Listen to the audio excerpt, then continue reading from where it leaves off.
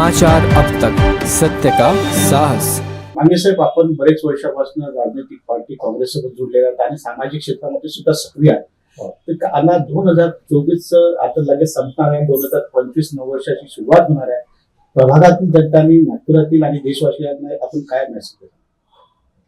माझा मेसेज असा आहे की 2024 आणि 2025 हे खऱ्या अर्थाने निवडणुकीचे वर्ष आहे. विधानसभा आणि लोकसभेच्या निवडणुका संपलेल्या आहेत आणि जो लहान कार्यकर्ता आहे तो खऱ्या अर्थाने महापालिका, जिल्हा परिषद, ग्रामपंचायत, नगर परिषद यांच्या निवडणुकीची वाट पाहून राहिली आहे खऱ्या अर्थाने. कारण या सगळ्या लहान कार्यकर्त्याच्या भवितव्याच्या निवडणुका असतात.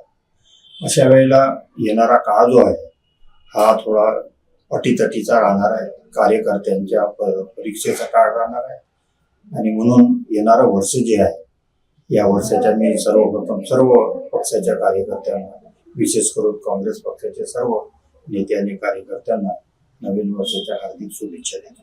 येणाऱ्या काळामध्ये पक्षाचे जे नेते आहेत त्यांनी लहान कार्यकर्त्याच्या भवितव्यासाठी आपला वेळ दिला पाहिजे. आतापर्यंत असं पाहण्यात आलं की नेते फक्त आपल्यापुरता, आपल्या परिवारापुरता विचार करतात. येणाऱ्या निवडणुकीमध्ये आपला परिवार त्यामध्ये कसा इन्व्हॉल्व करता येईल याचं त्यांचा सारखा प्रयत्न असतो आणि त्याचा परिणाम आज पक्षाला भोगावा लागत आहे हे आलेल्या निकालावरून दिसत आहे.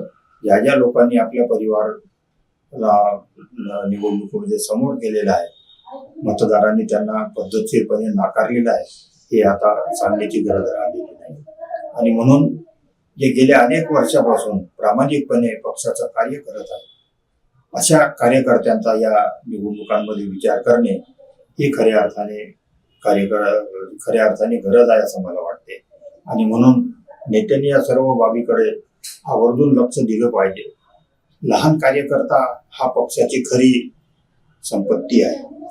गेल्या अनेक वर्षापासून हा लहान कार्यकर्ता पक्षाच्या कार्य याच्यामध्ये कामामध्ये तो कुठेतरी दुर्लक्ष झाला असं वाटतोय. किंवा त्यांचा निवडणुकीसाठी उपयोग करून घेणे एवढीच फक्त राजकीय पक्षाची बाजू आज आम्ही पाहायला मिळते. आणि म्हणून अशा परिस्थितीमध्ये नेत्यांनी सुद्धा सर्व कार्यकर्त्यांना तेवढ्याच जबाबदारीने आणि हिमतीने त्यांना पुढे आणण्याची गरज आहे असं मला वाटते. येणारा काळ हा नेत्यांचा आणि कार्यकर्त्यांच्या कसोटीचा काळ असल्या कारणाने त्यांनी परिवारवाद निर्माण न होऊ देता खऱ्या अर्थाने हाडामासाचे जे कार्यकर्ते आहेत त्यांना प्राधान्य दिलं पाहिजे. आणि त्यासोबतच पक्षामध्ये कुठेतरी शिथिलपणा निर्माण झालेला आहे. तो कशामुळे निर्माण झाला याची चर्चा करण्याची आवश्यकता नाही, पण कालांतराने आपण हे पाहतो आहे की पक्षामध्ये मोठ्या प्रमाणामध्ये शिथिलता निर्माण झालेली आहे. आणि ही शिथिलता दूर करण्याकरता काँग्रेस पक्षाला आपले ओरिजिनल जे कार्यक्रम आहेत हे राबवण्याची गरज आहे. आम्ही दुसऱ्या पक्षावरती टीका करत असताना स्वतःच्या पक्षाची सुद्धा बाजू तेवढीच प्रभावीपणे मांडता आली पाहिजे.